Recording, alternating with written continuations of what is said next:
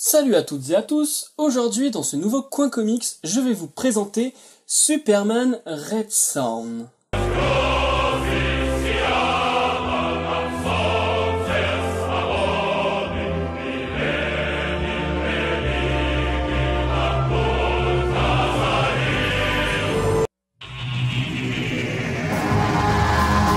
Yes, I'm Batman.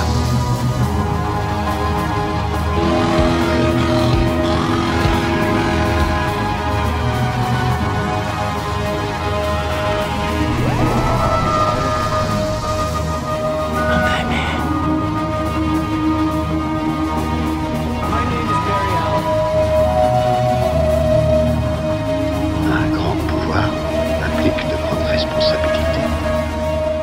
Et si Kal-El, au lieu d'atterrir au Kansas aux États-Unis, avait atterri dans un kolkhoz ukrainien durant l'URSS? Voici ce que vous propose ce one-shot scénarisé par Mark Millar.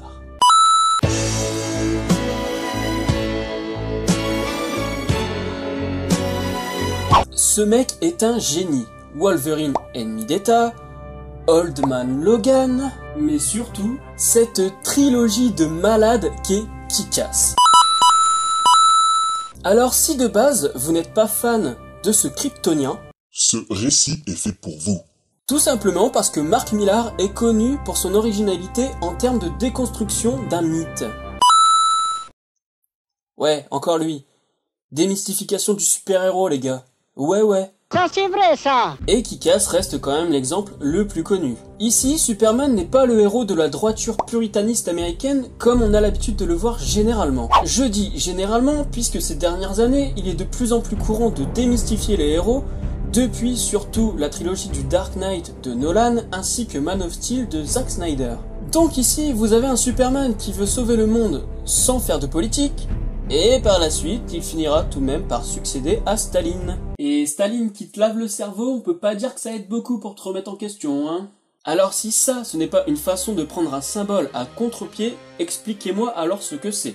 Et puis, si vous êtes friand des similitudes qu'on peut retrouver entre le monde que l'on lit en général et un monde parallèle qui aurait été créé ultérieurement, ce comic c'est vraiment fait pour vous. D'ailleurs, vous retrouverez des héros comme Wonder Woman, et je n'en dirai pas plus sur les autres personnages, puisque j'ai envie de vous laisser la surprise. Sinon, au dessin, nous avons Dave Johnson et Killian Plunkett. Le dessin est clairement un hommage aux séries et aux comics des années 40-50. Et cela est aussi possible grâce aux couleurs de Paul Moons, qui semblent renvoyer au début du Technicolor.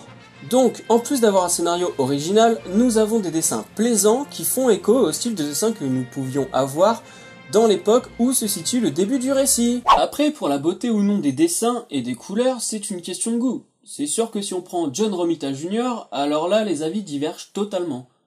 D'ailleurs, les dessins sont tellement bien pensés que parfois, on a l'impression de voir des affiches de propagande sous le régime stalinien. Et puis, il faut ajouter que ce récit se déroule sur plusieurs dizaines d'années, avec des ellipses qui rendent cohérente l'évolution de Superman ainsi que de son URSS. Voilà, j'espère avoir été assez clair pour vous indiquer si ce comics est fait pour vous ou pas. Et je tiens à ajouter que malgré que j'ai une édition Panini Comics, Urban Comics a réédité ce récit. Donc voilà, je vous dis à la prochaine, salut!